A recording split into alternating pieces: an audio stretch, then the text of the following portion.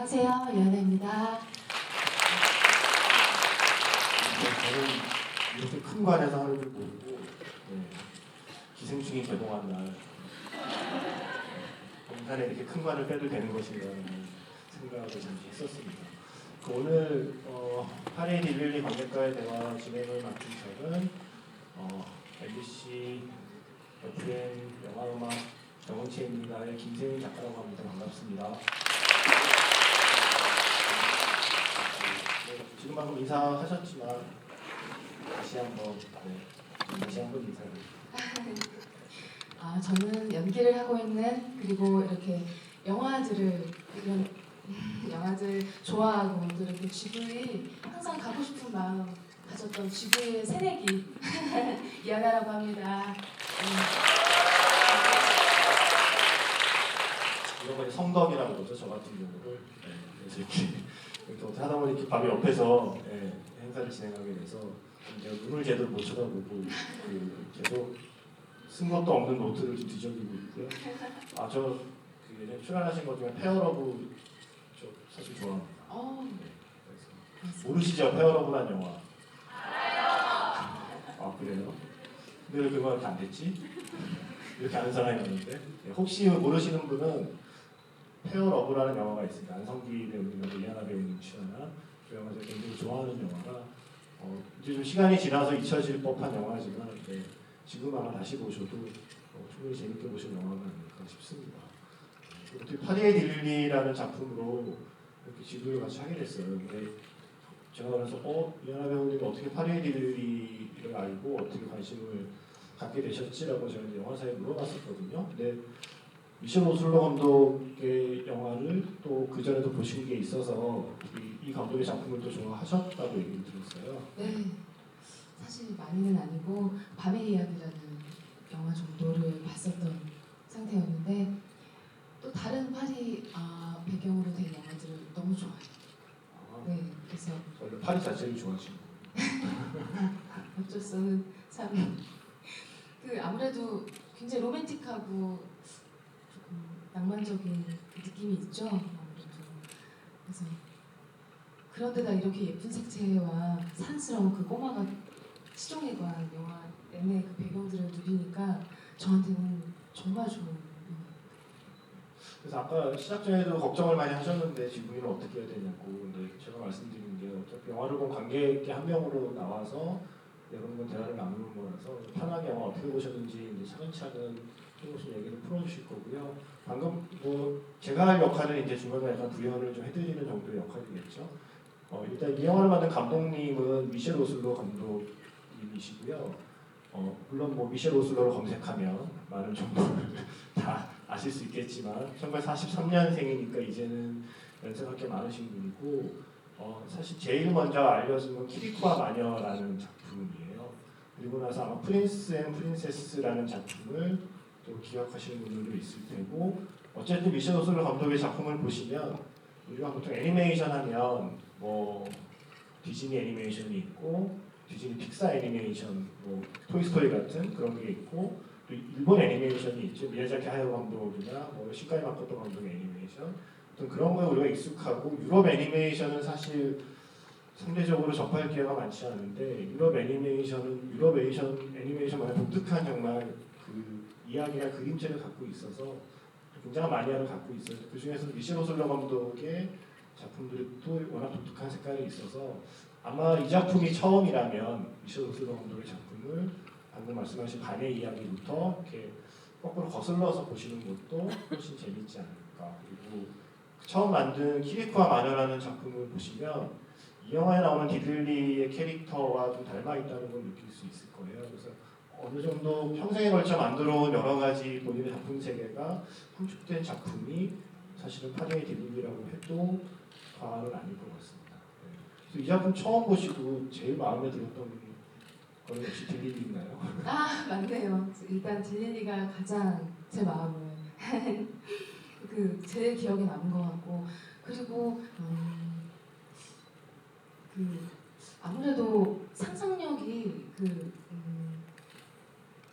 이렇게 애니메이션 세계에서는 역시 무한할 수 있구나, 그런 생각이 많이 들었던 것 같아요. 처음에 감독님의 인터뷰를 보면 애초에 시작은 그냥 이 시대를 한번 그려보자. 그러니까 기본적으로는 프랑스 파리를 워낙 제가 좋아하는 도시인데 이 좋아하는 도시를 한번 이 좋아하는 도시 가장 가장 아름다웠던 시절을 그려보자라고 해서 흔히 말하는 벨 에포크라고 하는 시대를 골랐고 처음엔 그 시대를 그냥 어떻게 잘 해보려고 했대요. 그 시대의 뭐 의상이나 풍경이나 뭐 이런 거를 중심으로 이야기를 끌고 가려다가 자료를 찾다 보니 그 시기에 너무나 흥미로운 인물들이 같은 시대를 살았다는 걸 알게 되고 그 시대를 살았던 흥미로운 인물들을 다 끌어모아서 그 어떤 가상의 이야기 하나를 풀어내면 재밌겠다라고 해서 이제 이게 점점점 사람 중심의 이야기 구성이 되었다고 하고요. 그리고 사실은 저는 이 영화의 딜릴리가 이게 사실은 꼬마이기도 한데 그냥 꼬마가 아니라 혼혈, 그러니까 영화에서 카나키라고도 불리고 있죠. 그 카나키라고 하는 그 원주민의 피가 섞인 혼혈이면서 꼬마이면서 여성이라는 걸로 설정된 게 사실은 이 영화의 중요한 출발점이라고 사실 생각이 들었어요. 그 감독님도 그 비슷한 출신이신 건 알았죠? 예, 그러니까 프랑스인 반. 그러니까 방금 말씀하신 것처럼 그 프랑스가 식민지가 많았잖아요. 예전에 영국도 식민지가 많았고, 그러니까 여기서 우리가 이 시대적 배경이 언제인지 혹시 좀 눈치를 채셨나요? 시대적 배경이 대략 1900년 경으로 이제 짐작이 되는 시대인데 그때가 흔히 말하는 벨 에포크 시대의 핵심이에요. 근데 벨 에포크는 학자마다 좀 규정이 정확히 몇 년부터 몇 년까지인지는 좀 이견은 있지만 대체로 19세기 후반, 20세기 초반 사이를 얘기를 하고 한 1880년대 정도부터 1914년 정도까지를 보통 벨 에포크라고 불러요. 벨 에포크는 우리나라 말로 아름다운 시절 정도의 시간이 되는 거고요. 그게 왜냐면 1914년에 갑자기 제가 설민석 강사가 되고 자, 1914년에 무슨 일이 있었죠? 정말 할 얘기가 많은 작품이에요. 14년에 제1차 세계대전이 일어나죠, 여러분. 그래서 제1차 세계대전이 일어나서 유럽이 그 전쟁의 그 중심에서 초토화되기 바로 이전 시기에 대한 향수를 갖게 된 거예요. 전쟁 이후에. 전쟁터로 쑥대밭이 된 뒤에 이 전쟁 일어나기 전에 그래도 참 좋았는데 라고 생각하는 그때가 좋았지의 그때가 바로 이제 벨 에포크라는 이제 시대가 되는 건데 그때만 해도 여러분 이제 전쟁 나고 이러면서 역학관계가 바뀌면서 식민지였던 곳이 독립하고 막 이랬잖아요. 우리나라도 물론 그 중에 하나였고요. 그때 근데 그 전쟁 나기 전만 해도 식민지를 갖고 있던 나라 입장에서는 그때가 좋았던 시절인 거죠. 우리 땅이 많고 우리가 나라가 힘이 있던 시대니까. 그래서 그때 프랑스도 곳곳에 식민지가 있었고 그 중에 이제 하나가 그 뉴칼레도니아 지역이라는 곳이었고 그리고 사실은 이 감독님이 성장한 곳은 긴이라고 하는 인터넷에 치면 프랑스령 긴이라고 나와요. 그러니까 프랑스에서 태어났지만 어린 시절을 그러니까 프랑스 식민지였던 곳에서 어린 시절을 보냈기 때문에 본인이 그때에 대한 기억을 갖고 있어서 어쩌면 그쪽 문화에 대한 친근함을 느끼고 있었을 것이고 그래서 영화 속에 이제 딜릴리를 그런 꼬마로 설정했다고 해요. 그때 말씀하신 것처럼 이 영화 보고 제일 좋았던 게 딜릴리 캐릭터라고 제가 얘기를 들었어요. 그래서 딜릴리 캐릭터의 어떤 점이 특히 마음에 드셨던지.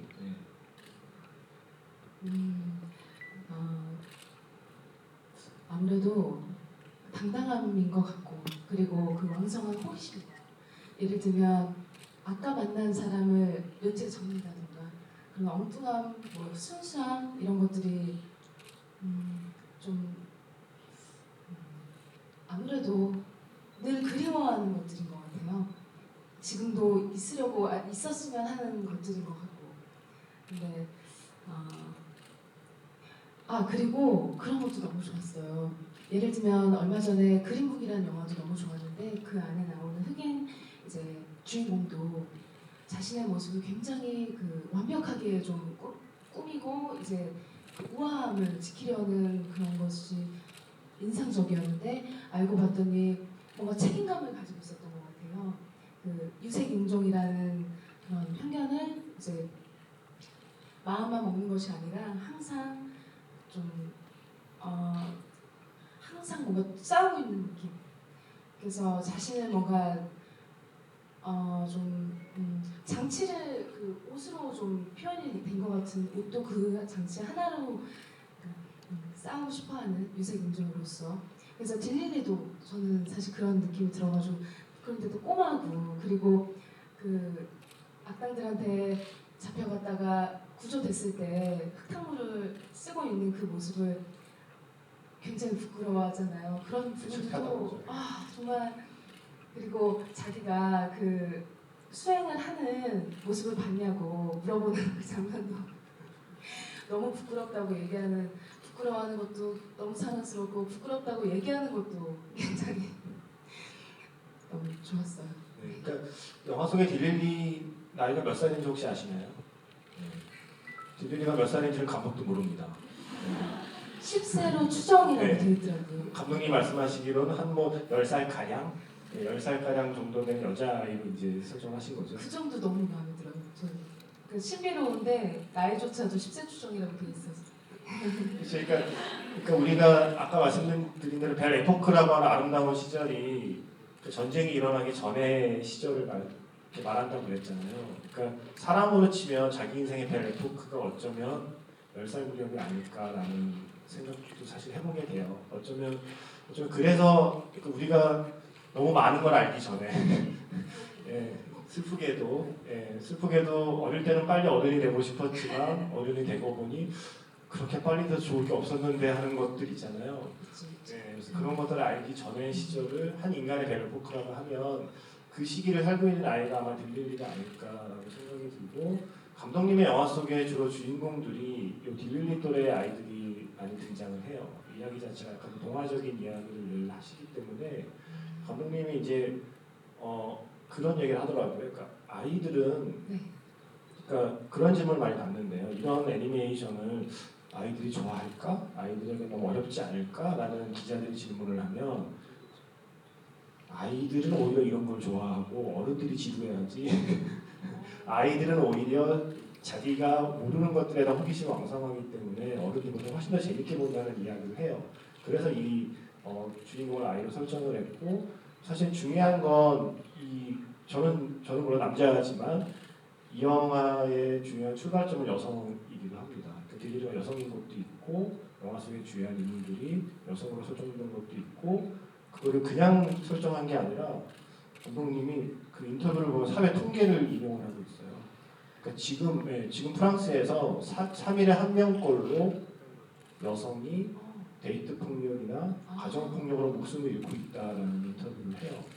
그러니까 그 시기가 근데 어쩌면 이거는 100년 전에 일어난 그 어린이 실종 사건, 여성 실종 사건을 다루고 있지만 어쩌면 지금도 다르지 않다는 이야기를 하고 싶었다라는 얘기를 하더라고요. 그래서 그것을 강하게 당당하게 헤쳐나가는 여성 주인공을 이렇게 아이로 설정해서, 근데 그 주인공이 또 그러니까 우리가 흔히 말하는 소수자와 약자의 모든 조건을 다 갖고 있는 거잖아요. 일단 꼬마잖아요. 네. 어릴 때 그렇지 않았나요? 꼬마들의 얘기는 어른들이 잘 안 들어줘요. 네, 그래서 어쩌면 사회에서 자기 목소리를 아무리 내려고 해도 세상 사람들이 안 들어주는 세 가지 요소를 다 갖고 있는 주인공인 거죠. 아이이기도 하고 여성이기도 하고 이민자, 그러니까 그 외지에서 온 그 외국인이기도 한 딜릴리를 데리고 그 당시에 파리를 일종의 관찰자의 시점으로 보게 만드는 게 이 영화의 시작입니다. 네. 그래서 이 영화가 처음에 딜릴리로부터 시작이 되는데 아까 말씀하셨던 것처럼 파리에 대한 로망은 언제부터 생긴 건가요? 이게 왜냐하면 이 영화의 감독님도 그게 사실 이 영화를 만들기 시작한 중요한 출발점이라서 벨포크라는 시대도 있지만 파리에 대해서 갖고 있는 우리들의 마음이 무엇인가도 사실은 이 대화를 풀어가는 시작으로 적당할 것 같아요.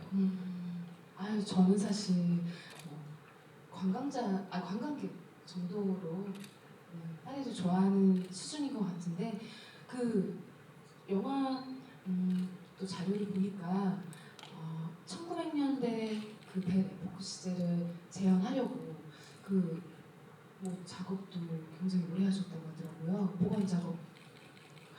그 그 외국에는 그런 미술이나 건축에 있어서 좀 복원을 하는 전문 그 직업도 있죠. 어떤 그렇죠. 그걸 좀 했어요. 그래서 그런 것들이 어떤 유적지인 것이 아니라 정말로 시내 한복판에도 그게 남아있다는 게 저는 사실 너무 부럽더라고요. 근데 애니메이션 보면서 네. 특이하다고 생각하지 않으셨어요? 이게 그림이야 사진이야 하는 좀 네, 헷갈리는 장면들이 좀 많이 있지 않을까요? 네, 맞아요. 어떨 것 같은가요? 이제 그러게요. 뭔가 좀 네. 또 새로운 기술이. 그쵸 이게 사진이에요. 네. 배경은 네. 사진에 그런 사진 위에 애니메이션을 그러니까 사진 위에 그림을 그렸다고 표현하는 게 맞을 것 같은데 근데 이 사진을 이 감독님이 찍은 거예요. 네. 직접이요? 네, 그러니까 감독님도 이하나 배우님처럼 그냥 정말 파리를 좋아하는 마음에 제가 본 자료로는 한 4년 정도 그냥 여기저기 찍었대요. 근데 우리가 보통 파리 가면 있잖아요. 에펠탑은 뒤에 나와야 되고 이제는 불타버렸지만 노트르담 성당은 꼭 보여야 되고 이렇게 우리 그러니까 많이들 찍는 것만을 찍는 게 아니라 아무래도 프랑스에 살다 보니까 파리의 구석구석 그다음에 방금 말씀하신 대로 파리의 뭐 박물관 미술관, 뭐 유명한 건축물, 뭐 중요한 공간들 그냥 혼자 한 4년 정도 여기저기 돌아다니면서 사진을 계속 찍었는데 그 사진을 놓고 그 사진 위에 이제 그림을 입힌 그 그림을 그린 거고 거기에 이제 지금 찍은 사진이니까 네. 표지판, 간판 이런 거 있을 거 아니에요. 네. 그런 걸 이제 열심히 지우고 막 그래피티 이런 거 그때는 없었어요. 담배꽁초 뭐 이런 것도. 그렇죠. 네. 그러니까 아주 그 많은 시기를 써서 담배꽁초를 지운 거죠. 그렇게 해서 이제 이 현재라고 하는 시점을 보여준 것들을 지워낸 그 사진 위에 그림을 그렸는데 생각을 해보면 방금 말씀하신 대로 그게 파리이기 때문에 가능한 것 같아요.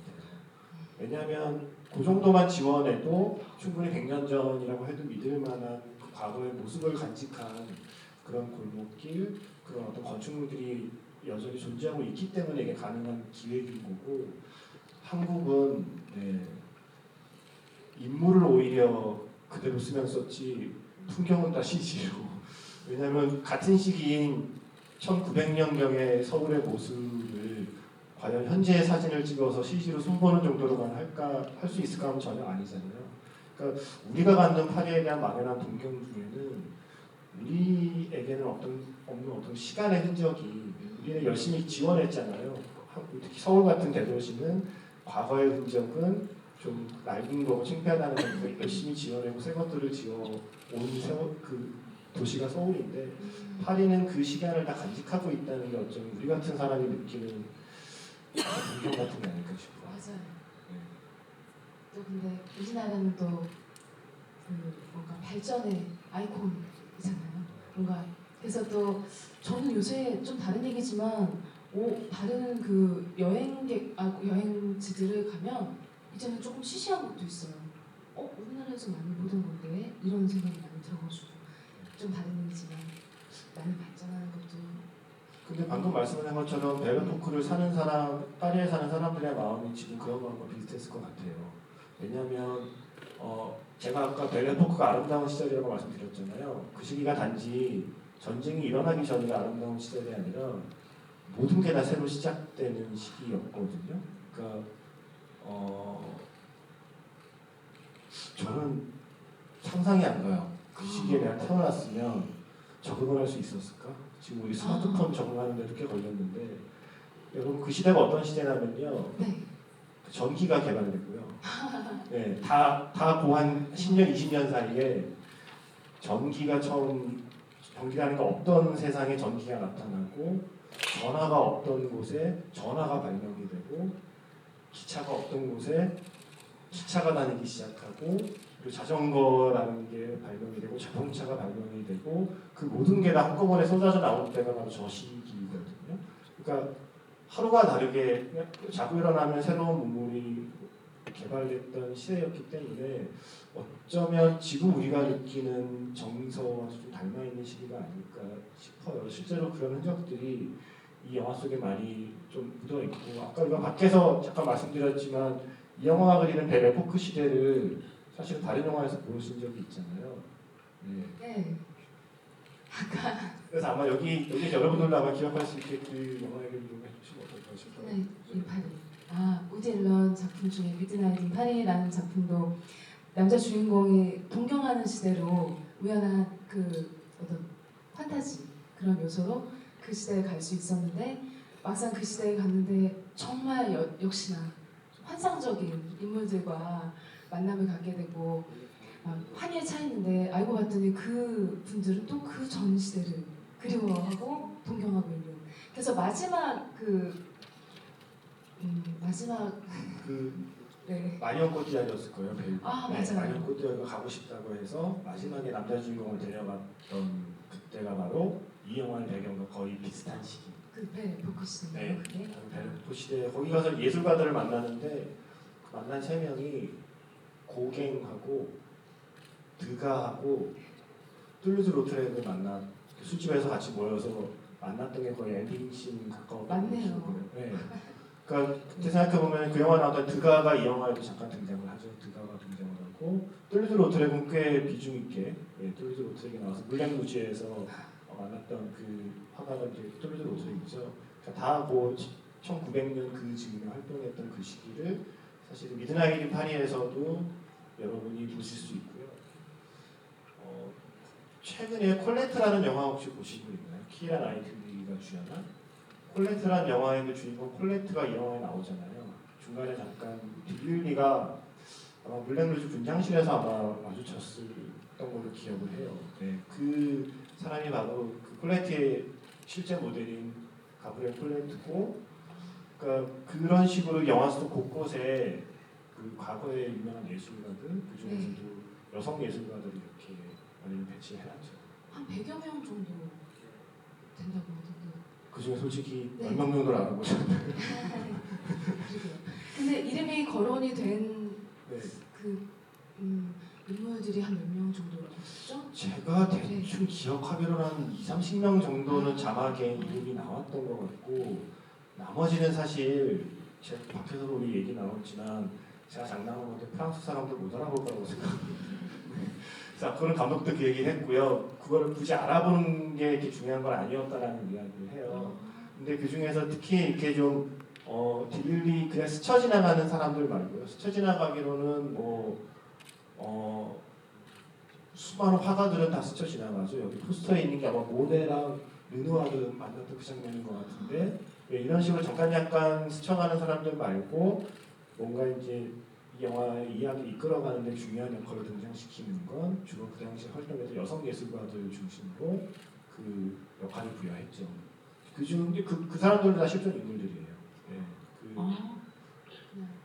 그렇죠. 실제로 그때 활동했던 분들이 엠마 칼베라는 성악가, 마지막에 되게 중요한 조력을 준 성악가도 굉장히 유명했던 성악가고, 그분이 아마 처음에 영화 시작하면 포스터가 막 붙어 있어요. 카르멘 그 딜릴리하고 오렌하고 이제 얘기를 나눌 때 딜릴리 집 앞에서 오렌이 기다리고 있을 때 뒤에 기둥에 보면 카르멘 포스터가 있는데 그 카르멘 포스터의 주인공이 바로 그 성악가거든요. 엠마 칼베. 카르멘으로 유명했던 그런 식이라거나, 그 유명한 배우 사라 베르나르라는 배우, 그러니까 당대 그러니까 선배님이십니다. 네, 이해하는 배우인데 아주 대선배이신 거죠. 그 당시에 가장 인기 있었던 유럽에서 최고 평가를 받던 배우였고, 그런 사람들이 이 꼬마 딜리를 도와주는 설정으로 이제 그 영화 속 캐릭터를 부여했던데요. 저는 사실 이런 정보를 전혀 모르고 왔거든요. 이런 인물들이 이렇게 쓰여진다는 것이 단서를 주는. 그래서 가뜩이나 영화도 굉장히 마음에 들고 캐릭터 딜리리도 너무 귀엽고 그랬는데 인물들이 나도 아는 인물들이 막 나오는 게 너무 즐거웠는데, 와, 지금 작가님 말씀 들으니까 공부가 덤으로 되는 것 같아가지고. 저도 이게 영화 보기 전에 몰랐어요. 저도 이제 영화를 보고 나서 자막에 스쳐간 사람들이 대체 누구지? 가령 우리 이런 사람들은 알잖아요. 모네나 르누아르는 설명해 보라고 못하죠. 설명해 보라고 못하지만 모네는 모네고 르누아르는 르누아르라는 정도는 우리가 알고 있지만 네. 낯선 우리에게 낯선 이름이지만 프랑스 사람들에게는 굉장히 익숙한 사람들이 존재하더라고요. 가령 중간에 왜 세탁선이라는 곳은 그 당시에 몽마르트르 언덕에 있던 그 예술가들의 아지트였대요. 근데 거의 다 쓰러져가는 집의 형상이 그 당시 세느강에 이렇게 다 좀 부서져가는 배를 빨래터로 사용하고 있었는데 그 배의 모양을 닮았다고 해서 이제 일명 세탁선이라고 불리는 아지트를 찾아갔을 때, 예, 거기에 이름이 좀 그쵸. 네. 제가 도대체 세탁소는 뭐지? 나는 그거를 궁금해 찾아봤더니 이제 세탁소는 그 예술가들이 모여서 아지트를 부르는 이름이었는데 방이 30개인데 화장실이 하나였나 봐요. 네, 그래서 뭐 생활 환경은 엉망이었다고 합니다만 거기 피카소를 비롯한 가난한 예술가들 그때 거기 모여서 열심히 활동하던 시기인 거죠. 그래서 거기를 찾아갔을 때 여러 명의 화가들을 한꺼번에 만나는 장면이 있잖아요. 그쪽에 맨 왼쪽에 있는 여성 화가가 있습니다. 네네. 그분이 바로 휘잔 바르동이라고 하는 화가이고 우리는 잘 모르지만 그 프랑스의 특히 이제 여성 아티스트의 역사를 얘기할 때는 꼭 빠지지 않는 분이고 그리고 사실은 그분의 별칭이 몽마르트르의 뮤즈였대요. 와. 우리가 아는 수많은 예술가들의 연인이셨죠. 그래서 나중에 왜 그 식당 가면 에릭 사티가 연주를 하잖아요. 네. 제가 제일 부러워했던 순간입니다. 제가 시간을 거슬러 갈 수 있다면 에릭 사티가 피아노 연주하는 데서 스테이크 한번 먹어보고 싶다는 막연한 판타지가 생기는데 바로 그 에릭 사티에게 영감을 줬던 연인이 휘잔 바르동으로 알려져 있죠. 근데 왜 그런 거 있잖아요. 우리는 맨날 그걸 보면 네. 꼭 예술가에게 영감을 준 뮤즈로만 이렇게 등장했던 분들이 네. 사실은 알고 보면 나름의 실력을 가진 예술가였던 경우가 있잖아요. 그러니까 이 영화에서 보면 그런 분들에 대한 일종의 좀 재평가도 이루어지고 있는 거죠. 그리고 로댕의 뮤즈로 알고 있는 까밀 클로데이 여기에 등장하고 그리고 에릭 사티의 뮤즈로 알려져 있는 시잔 바르동이 여기에 화가의 모습으로 등장을 해서 영화 속에 등장하는 식의 방식으로 미셸 오슬로 감독이 역사 속에서 잊혀져 버린 여성 예술가들의 자리를 영화 속에 많이 좀 찾아보려고 했다고 해요. 또 좀 영화 보면서 좀 기억에 남는 장면이나 뭐 마음에 순간이 혹시 있었나요?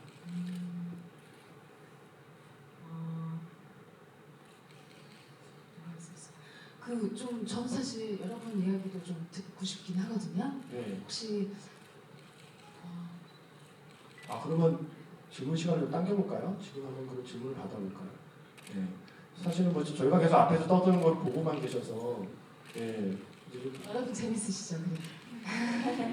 좀 있으실 수 있을 것 같아서 혹시 영화 보면서 궁금한 점이나 이하나 씨 의견을 영화에 대한 이하나 씨 의견이 궁금하신 게 있거나 그러면 손을 들어주시면 네, 기회를 드리도록 하겠습니다. 마이크 하나 드립니다. 예, 앞에 두 번째 줄. 에릭 사티 네. 맞죠? 에릭 사티. 저는 개인적으로 네. 라벨의 볼레로라는 음악 너무 좋아하거든요. 네. 그 배경음악으로 나와서 너무 잘 어울려요. 그렇죠. 네. 질문해도 되나요? 네. 이하나 배우님은 뭔가 프랑스 애니메이션 하면 별로 유명하지 않잖아요. 사람들이 평소에 접하지 못하기도 하고. 네. 그런데 이거를 뭐 옛날 인스타이긴 하는데 거기에도 이걸 좋아한다고 말씀하신 걸 제가 기억을 하거든요. 네. 그러면은 뭐 파리의 데릴레 말고도 다른 애니메이션 추천할 게 있나요? 저는 정말 일루셔니스트라는 영화 정말 좋아해요. 그리고 뭐 벨빌의 새쌍둥이 그 시벤쇼메 감독의 다른 작품 그 영화도 너무 좋아하고 그리고 사실은 저의 가장 그 프랑스 영화에 흥미를 처음 가지게 해준 작품은 빨간 풍선이라는 프랑스 감독님은 아니지만 네. 중국 감독님 허우샤오시엔 감독이었을 맞아요. 거예요. 예, 예. 그 작품이었는데 그 작품 이후로 그 에릭 로메르라는 또 거장을 또 알게 돼서 보니까 좀 그 색채를 좋아하는 것 같더라고요. 약간 파스텔 톤 그 색채도 너무 좋고 그리고 정서 좀 그냥 화려한 이야기를 하는 게 아니라 작은 이야기더라도 아무튼 그 제가 뭔가 흥미를 느끼는 지점들이 분명 있었던 것 같아요. 그래서 프랑스 애니메이션은 특히 혹시 그러니까 그런 거죠. 약간 픽사 애니메이션이나 지브리 스튜디오의 애니메이션과 다르게 약간 개인 작업 같은 느낌을 주는 그런 애니메이션들이 좀 많아요. 그러니까 본인의 그림체가 굉장히 좀 뚜렷하고 네. 약간 흔히 말하는 좀 우리가 애니메이션은 보통 만화라고 이야기를 하는데 흔히 하는 말로 만화라기보다 회화에 가까운 그런 그림체를 가진 작품들이 많아서 아마 그런 색감이나 그림체를 좋아하시는 분들은 특히 프랑스 애니메이션을 아마 많이 찾아보실 것 같고 방금 말씀하셨던 일루셔니스트 같은 작품 저도 정말요? 네 저도 그 작품 정말 좋아하고요. 그 영화를 만든 감독님이 실사 영화도 만드셨잖아요. 그 작품이 마담 프루스트의 비밀 정원. 그러니까 그 영화를 만드신 분이 원래 애니메이션 감독이거든요. 그래서 그 감독님의 그 애니메이션 작품들이 갖고 있는 필체를 보면 그림체가 약간 그 색감이 이거랑 약간 비슷한 느낌들이 있어요. 저 그 영화를 사실 못 봤는데 괜찮나요? 마담 프루스트. 네.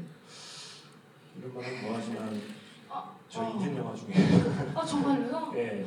놓쳤네요. 제가 네. 놓쳤었네요. 그 영화 정말 재밌습니다. 와. 그 영화 얘기 나와서 말인데 그 영화에서 사실은 마담 프루스트가 네. 마르셀 프루스트라는 소설가의 이름에서 따온 그 캐릭터 이름인데 이 영화 속에 등장하잖아요. 그쵸. 프루스트라는. 네. 그게 보통 그런 부제가 붙어요. 마르셀 프루스트의 대표작은 잃어버린 시간을 찾아서인데 보통 그런 부제가 붙죠. 모르는 사람은 없지만 읽은 사람은 없는 작품. 네. 마르셀 프루스트의 잃어버린 시간을 찾아서라는 작품이 있다는 건 대부분 알지만 그 작품을 제대로 읽은 사람은 프랑스에도 거의 없다는 얘기를 제가 들었을 정도로 굉장히 방대하고 난해한 저자인데 여기 설명하기로는 혹시 기억하세요? 프루스트를 어떻게 설명했는지? 지금은 아무것도 하고 있지 않는데 지금은 아무것도 하고 있지 않는데 언젠가는 대단한 작품을 쓰기 위해서 뭔가 하고 있는 사람으로 묘사가 되거든요. 그래서 필생의 역작으로 그 작품 하나를 남겼고 그게 약간 벨에포크를 상징하는 작품이라고 하더라고요. 와, 그 정도요? 네, 근데 제목이 상징적이잖아요. 잃어버린 시간을 찾아서. 그러니까 이 시기가 1900년이 딱 세기 말과 세기 초의 사이잖아요. 그러니까 이게 맞는 비유가 될지 모르겠습니다만 시간을 거슬러 1999년이나 2000년쯤에 여러분이 어느 정도 연세였을지는 모르지만 그때 제 기억을 돌이켜보면 어쩌면 그때와도 비슷한 느낌일 수도 있을 것 같은데 그때가 되게 두 가지 감정이 공존하는 거죠. 이 영화 속에서 등장하는 것처럼 미래에 대한 막연한 기대도 있지만 과거에 대한 애틋한 향수도 동시에 존재하는 거죠. 그래서 마르셀 프루스트 잃어버린 시간을 찾아서가 이제 막 도래하는 새로운 시대로 달려가던 사람들이 동시에 저 시기에 아이러니하게도 과거의 향수에 대한 그 생각이 되게 컸대요. 그걸 자극해서 굉장히 사랑받은 소설인데 동시에 사랑받은 게 또 쥘베르니 쓴 SF 소설들인 걸 보면 어쨌든 그 시기는 미래와 과거가 공존했던 시기인 게 맞는 것 같아요. 제가 감히 예언컨대 한 2051년 정도 되면 지금 2019년 굉장할 것 같아요. 굉장히 2019년이 이제 2050년에 올 때 벨에포크인가요? 조금 더 가야겠죠? 그래서 그 미드나잇 인 파리에서도 뭔가 골든 에이지라는 단어를 썼던 것 같아요. 네. 지금의 벨에포크처럼. 그래서 저는 사실 그런 위로를 좀 그래도 가지려고 해요. 분명히 지금도 누군가에게는 동경의 시대가 될 것이다. 이런 작품을 볼 때 좀 그런 느낌을 받는 것 같아요. 그게 우리 인생에 오늘 마지막 희망이 아닐까 싶어요. 지금 이렇게 살고 있는데 나중에 한 100년 뒤에 사는 사람들이 우리 인생을 부러워하면 그때는 이 세상에 없겠지만 네. 그것도 나쁘지 않은 것 같다는 생각이 문득 드네요. 혹시 또 질문 있으신 분 있으면 네. 이하나 배우님이 저분을 바라보신 것 같습니다.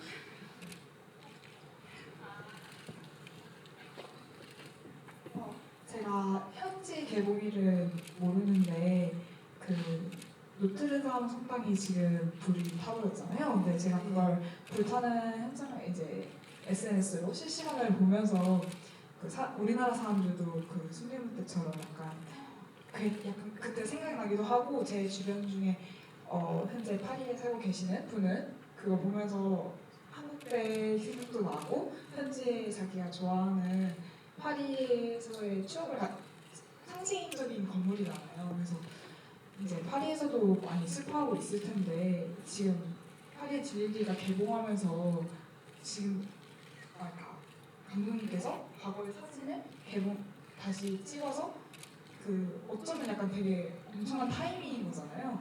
그래가지고 혹시 현지 반응은 이 그러니까 불타버린 노트르담 성당에 대한 그런 그것이 아니라 이 화제성에 대해서 어떤 반응을 나타내고 있었는지 좀 궁금하거든요. 감독님이 프랑스 이 파리에 대한 애정이 딱 느껴지는 작품이라서. 제가 알기로는 이거 이미 개봉했죠. 그렇죠. 그 이전에 이미 이전에. 이미 이전에 소개가 되고 작년 안시 애니메이션에서 소개가 됐으니까 그 뒤에 아마 프랑스에서도 개봉이 됐을 거고요. 이거는 좀 다른 얘기지만 어쨌든 아마 이제 지금 지금 영화를 구상 하신다면 상상을 해볼 때 미셸 오슬러 감독이 이 프로젝트를 준비하는 도중에 노트르담 사원에 화재가 났으면 어떤 식으로든 영화에 아마 반영을 하려고 하셨지 않았을까라는 추측을 할 수 있고요. 좀 다른 얘기지만 감독님이 이 작품을 준비할 때 어떤 일이 일어났냐면 우리도 기억하는 몇 해 전에 프랑스의 그 유명한 테러 있죠. 그게 신문사 신문사의 기자를 대상으로 했던 그 테러, 기자를 뿐만 아니라 파리 곳곳에서 벌어졌던 그 테러가 이제 일어난 거죠. 그래서 사실은 그래서 어떤 이야기를 추가하진 않았지만 본인이 영화를 준비하면서 자연스럽게 그런 것도 나와서 이제 녹아들게 된 것이고 그 마지막에 나오는 그 마스터맨의 집단이 어떤 그 등장하는 집단을 묘사하는 데도 약간 영향을 받았다고 해요. 맞아요. 그 느낌 좀. 약간 테러리스트 지금 우리가 알고 있는 어떤 좀 특정 종교의 근본주의자들의 테러를 좀 연상케 하는 그 장치들이 좀 곳곳에 숨어 있고요. 그리고 또 하나는 감독님이 역시 이 작품을 준비할 때 여기서 미투 운동이라고 말하는 그 운동이 벌어지고 있어서 본인이 그것 때문에 그걸 준비한 건 아니지만 어떻게 본인이 준비하는 동안 그 사건과 맞물려서 그 프랑스 개봉 당시에는 노트르담 화재 사건이 화제가 된 게 아니라 이 영화가 다루고 있는 이야기가 뜻밖에도 지금 벌어지고 있는 프랑스의 어떤 그 인종이나 문화 간의 충돌에 대한 일종의 그 이야기들, 그 다음에 미투 운동에 대한 반영으로 해석이 돼서 그거에 대한 질문이 많이 나왔더라고요. 네. 그래서 만약에 그 뒤에 기획이 됐다면 어떤 식으로 반영이 되지 않았을까요? 노트르담. 정말 이게 아는 만큼 보인다는 말씀 맞는 것 같아요. 저는 이렇게 풍성한 메시지 이야기가 너무 재밌네요, 진짜. 또 질문 있으신 분 있으면 골라주시죠. 네. 제가 골랐다는 생각할까 봐. 책임을 떠넘기고.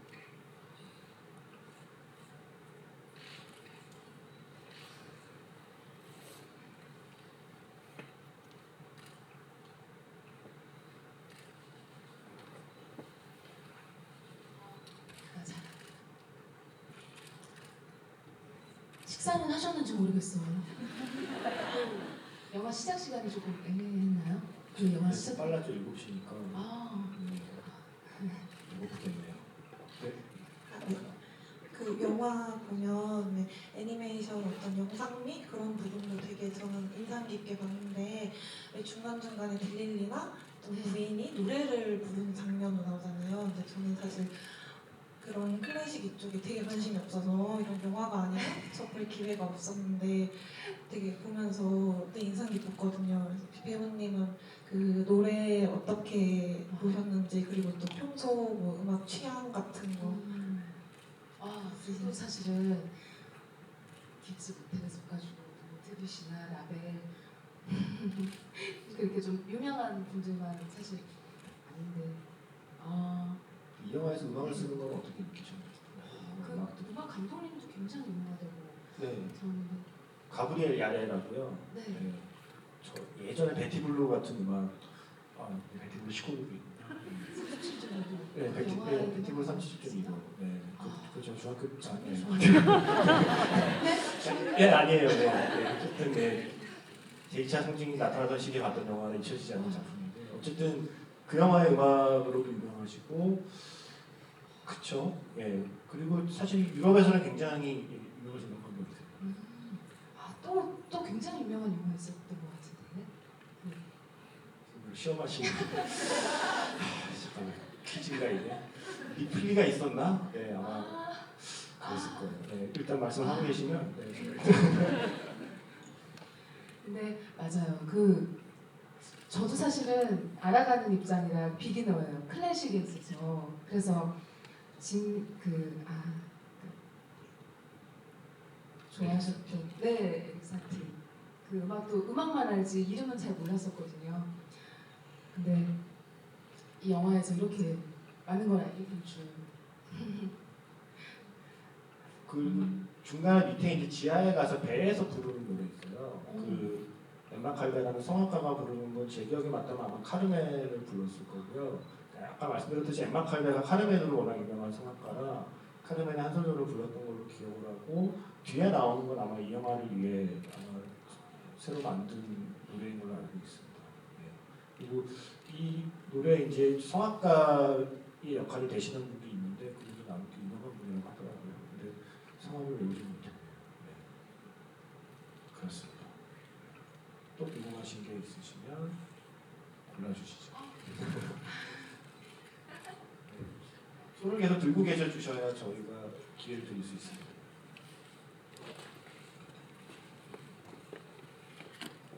시간은 지금 혹시 몇 시 정도 됐죠?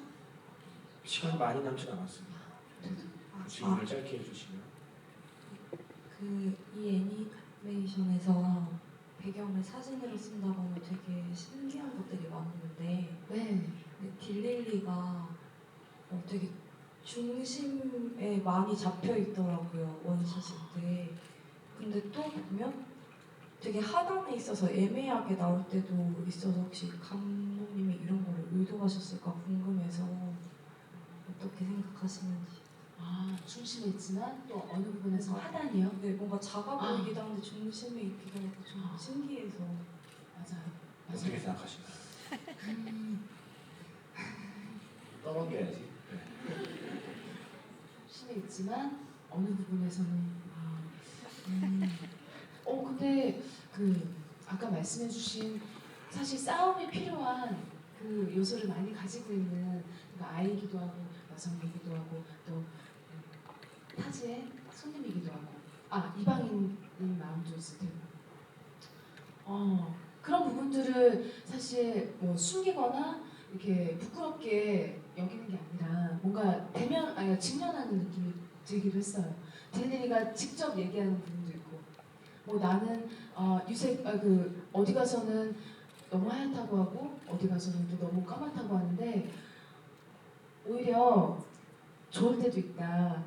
어떤 사람이 바보인지 알려주니까. 그런 대사들도 굉장히 위트 있으면서 그런 상황들을 이렇게 뭐 그냥 넘어가는 것이 아니라 정확하게 좀 그래서 그런 지점들에서 느끼셨을까라는 생각도 들고. 저의 추측으로는 아마도 딜리가 뭔가 이야기를 주도해 나가거나 본인이 그 상황을 이끌어 나가는 장면에서는 아마도 딜리가 당연히 중심에 부각이 됐을 것 같고요. 딜리가 좀 작아 보였다면, 그러니까 딜리가 처해 있는 상황을 묘사할 때 그런 그 구도를 쓰지 않으셨을까 하는 생각은 들어요. 그러니까 어른들의 시선에서 아이를 바라볼 때나 아니면 뭔가 위협을 받는 상황에서나 이럴 때라면 충분히 그렇게 묘사를 할 수 있지 않았을까 싶고. 아무리 당당한 딜리도 네. 그 마스터맨 그 일원에게 뭔가 혼자 남았을 때, 그렇죠. 한없이 정말 자기는 그냥 나중에 힘없는 소녀일 수 있구나라는 생각도 되게 만들고. 그러니까 되게 아무렇지 않은 척했지만 나중에 욕조에서 목욕할 때 결국 이렇게 그 아이라는 모습이 나오잖아요. 그 안경 쓸 때도 구조당은 그때 너무 싶었어요. 근데 그 와중에도 자기가 혼자 살아난 거에 만족하지 않고 아직도 내 발로 기는 사람들이 남아있다라고 얘기하고 그들을 구출하러 가자고 하는 캐릭터인 거죠. 그 일종의 슈퍼히어로 일종의 슈퍼히어로물이라고 저는 이 맞네요. 영화를 생각하게 됩니다. 문제스럽지 않아요. 네, 그렇죠. 그래서 어쩌면 그 감독이 사실 딜리리를 통해서 하고 싶었던 이야기가 아닐까. 그러니까 지금 아까 말씀드린 대로 100년 전의 이야기를 과거로 돌아가서 이야기를 하고 있지만 아이이자 여성이자 혼혈인 주인공을 내세워서 풀어가는 이야기 끝에는 결국 이 영화는 관객에게 하고 싶었던 이야기는 100년 전의 이야기지만 어쩌면 지금도 계속되는 내발로 기는 사람들에 대한 마음 잊지 말자라는 메시지가 담겨 있는 게 아닐까 싶긴 해요. 네. 또 질문 있으신 분 있으면 한두 개 정도 더.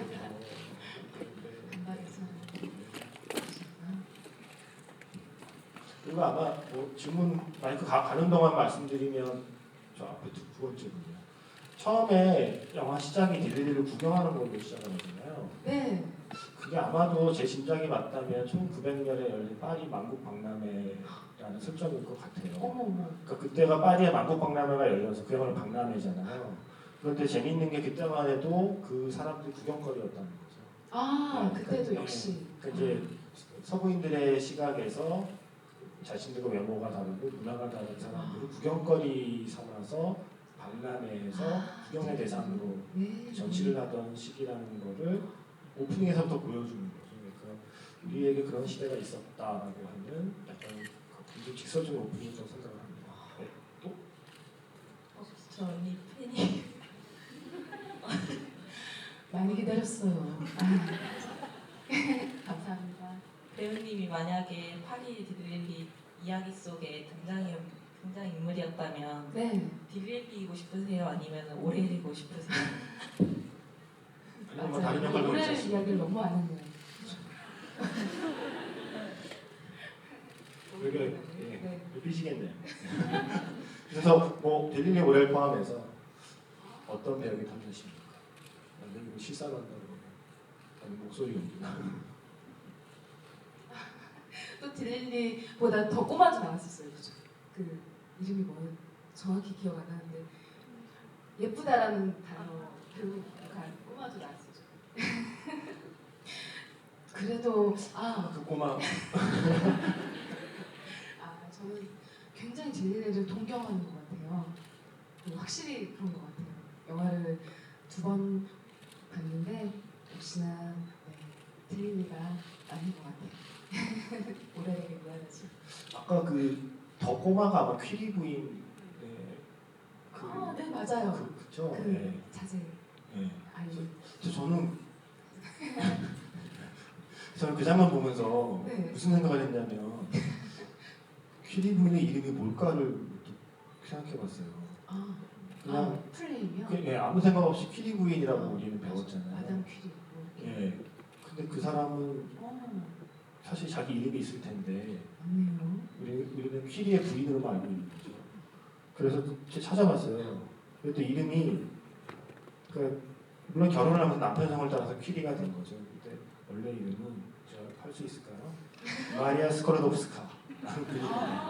근데 어쨌든 그렇게 중대한 인류 역사에 중대한 공헌을 했음에도 불구하고 사실 자기 이름으로 기억되지 못하고 남편 성을 딴 퀴리 부인으로만 기억되고 있고 그거에 대해서 내가 이상한 걸 느끼지 못한 채 이 영화를 보면서야 처음으로 왜 다른 사람은 다 이름으로 등장하는데 뭐 그쵸 다른 사람은 자기 이름으로 등장하는데 왜 퀴리는 그냥 마담 퀴리일까에 대한 의문을 이제서 갖게 되었을까라는 생각을 하게 된 순간이 됐습니다.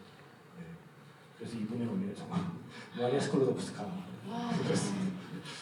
시간 관계상 마지막 질문이 되지 않을까 싶은데 마지막 질문하실 분을 보여주시죠. 그러면 마지막으로 저기 두 분 제일 먼저 질문했을 때 처음 들으신 두 분이 마지막으로 아니 두 분을 마지막으로 네. 저분과 저분이요? 네. 예. 동시에 네. 마지막에 두 분이 될 수도 있습니다. 감사합니다. 저는 조금 큰 얘기 많이 했으니까 작은 질문일 수도 있는데요. 제가 이제 감정상 조금 이해가 안 됐던 게 그 딜릴리가 구출이 됐을 때 네.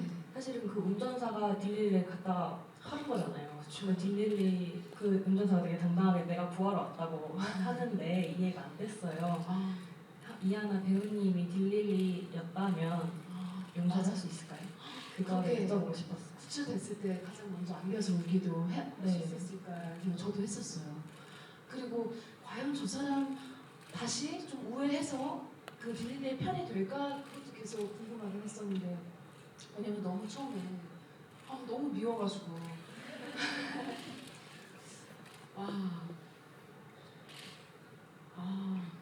저는 사실 계속 뭔가 그 조금 배타적이었어요. 그런데 그래서 아무래도 또 동경스러운 딜리니가 이렇게 마음을 딜리니? 열었어. 딜릴리 포용력. 맞아요. 표현력. 그랬던 것 같아요. 근데 감독의 얘기는 있어요. 그 캐릭터에 대해서. 예, 그런 캐릭터를 설정한 게 제 판단에는 일종의 이 영화에서 가장 판타지적인 캐릭터라고 생각이 들고 사실 감독의 바람인 거죠. 예, 그런 선택들을 했으면 좋겠다는 그러니까 굉장히 우리 영화에서 가장 현실적인 인물이다라는 표현을 해요. 그러니까 그렇게 그런 생각을 갖고 그런 흔히 말하는 나쁜 짓을 감행할 수 있는 게 오히려 가장 현실적인 우리 현실에서 가장 많이 만날 수 있는 종류의 인간이지만 그런 인간이 이렇게 생각을 고쳐먹고 다른 선택을 할 수 있는 걸 보여주고 싶었다고 얘기를 하더라고요. 그럼에도 불구하고 저 같으면 딱이라도 때렸을 텐데 하는 생각은 저도 했습니다. 그리고 아까 마지막이라고 하신 분이 저는 사실 이 영화에 대한 정보를 하나도 모르고 왔어요. 와, 배우님 너무 진짜. 보고 싶어서 왔는데 전 보다 보니까 너무 영화가 너무 예쁘고 너무 아름다운 정말요? 거예요. 근데 제가 여행을 가려고 돈을 모으고 있는데 친구가 파리를 갔다 오고 가장 기대하지 않고 갔는데 가장 아름답다고 생각하게 된 도시라고 얘기를 들었는데 만약에 파리를 가게 된다면 가장 가고 싶었던 곳이 있거나 아니면 만약에 갔다 왔다면 가보는 게 어떨까 추천해주고 싶은 곳이 있는지 작가님이랑 배우님께 모두 여쭤보고 싶어요. 저는 정말 많죠 사실. 많이 가보셨나요? 네. 몇 번이나 아마 가보셨나요? 제일 그래도 많이 가요. 진짜요? 네. 저희 파리를 많이 다녀오신 분 앞에서 제가 아니요. 지금까지 제가 파리 얘기를 한 겁니까? 근데 오히려 파리도 좋았는데 생각해보니까 지베른이라는 것도 참 좋았어요.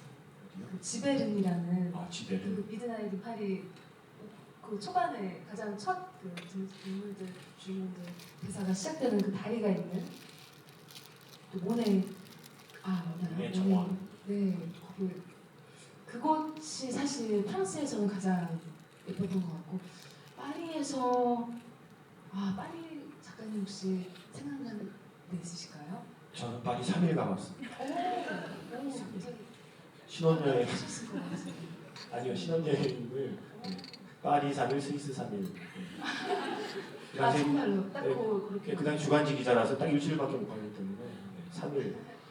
그 3일 안에 가본 게 다인데 제가 추천해도 신뢰가 안 돼요.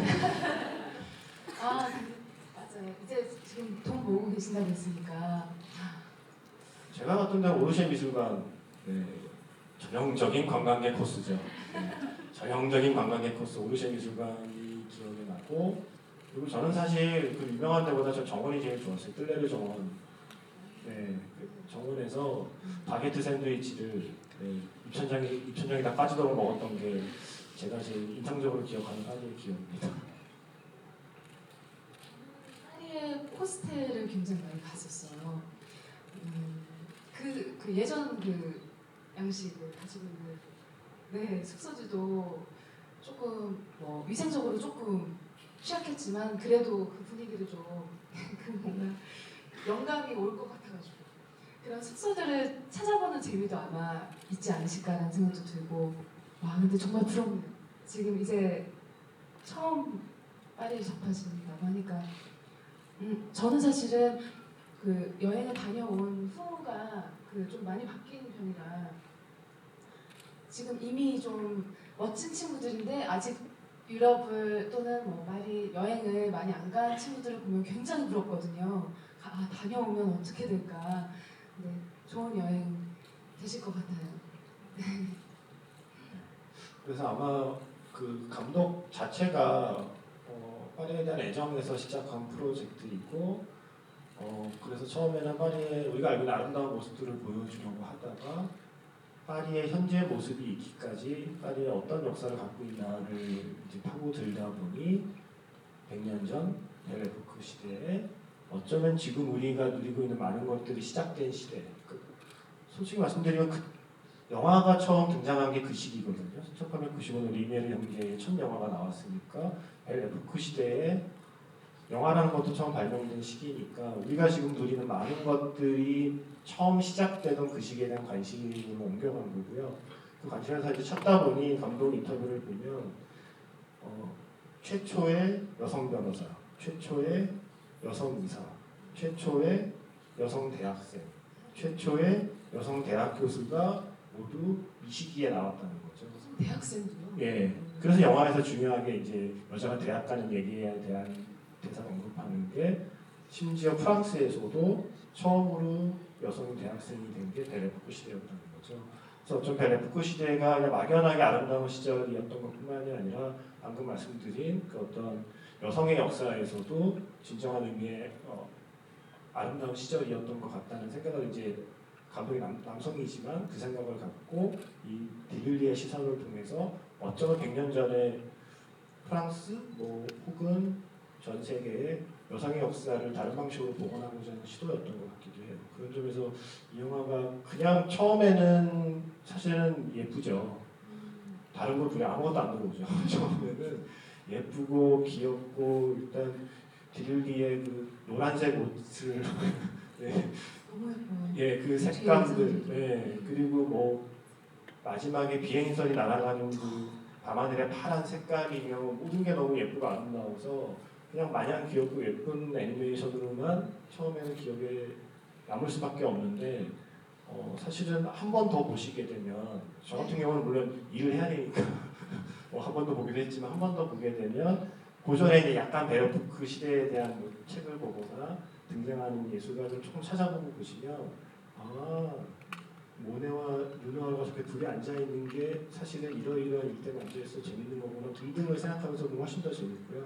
방금 말씀드린 대로 여성의 역사에서 벨레포크가 어떤 시대였는가에 대한 생각을 하고 보면 좀 더 다른 재미가 있지 않을까 하는 말씀드리고 싶습니다. 어떻게 정말 트리부트 영화 같은 느낌이에요. 파리에 대한. 근데 충분히 정말 말씀 듣고 보니까 충분히 그런 가치가 있었던 것 같아요. 그래서 네. 근데 시간이 네. 훌쩍 지나서 사실 이 행사를 좀 마무리해야 될 시간이 됐고요. 그래서 기생충이 개봉한 오늘 기생충을 다들 안 보고 이걸 보시는 거죠? 네. 저는 봤는데 살짝 여쭤봤어요. 결과는 어떻게 되냐면요. 아시네요. 굉장한 스포가 있대요. 기생충 네. 영화에. 네, 이 근질근질하지만 기생충이 개봉한 날 기생충이 아닌 파리의 딜빌리를 보러 와주신 여러분을 진심으로 존경하는 마음으로 오늘 행사를 진행했음을 고백을 하고요. 그리고 무엇보다 이 영화를 그러니까 사실은 어떻게 보면 굉장히 한국에서 낯설게 느껴지는 장르와 국적의 그 이야기의 영화를 이하늘 배우님이 좋아해 주신 덕분에 오늘 행사가 기획될 수 있었던 거거든요. 그래서 관객의 한 명으로 오늘 대화를 나눈 소감이 어땠는지를 끝으로 저는 정말 재미있는 강의를 들은 사실 저는 약간 조교 느낌 정말 이런 강의라면 사실 정말 주기적으로 계속 듣고 싶다라는 생각도 들었고 디테일들을 알 수 있어서 너무 좋았어요. 너무 감사해요. 여러분들 이야기를 솔직히 좀 더 듣고 싶었는데 어떤 장면이 가장 좋았는지를 여쭙고 싶기도 했거든요. 비행선 장면이 아무래도 네네. 제일 좋았던 장면을 빨리 그냥 한 명만 말씀해 주시면 시간 관계상 말을 못 드리지만 아까 질문했던 분이요. 저는 짧긴 했는데 오래디 광견병 걸린 걔한테 물리잖아요. 파스텔을 찾아가는 걔가 쓰러져 있는데 디빌리가 그 조그마한 애가 이렇게 등산에서 빠져나가가지고 문을 미는데 문을 밀고 나서 자기 힘이 세다 괜찮다 이러는데 문을 밀어서 탁 쓰러지는 거예요. 그게 너무 귀엽고 그 다음에 힘이 세다는 걸 증명이라도 하자는 듯이 모래를 이렇게 태우고 자전거를 가는데 네. 계단을 타잖아요. 근데 그 네? 계단을 타잖아요 처음에. 근데 오렐리 이거 미친 짓이다 이러는데 나중에 자기가 스스로 계단을 타는 걸 보고 오렐리의 오렐리? 뭐 딜릴리의 그런 변화를 일으키는 힘 같은 게 되게 인상적이었습니다. 너무 좋은데요. 그럼 한 번 더 들어볼까요? 네. 딱 한 번만 그럼 본인이 이 영화에서 좀 인상적이었던 장면 하나만 말씀해 주시면. 네.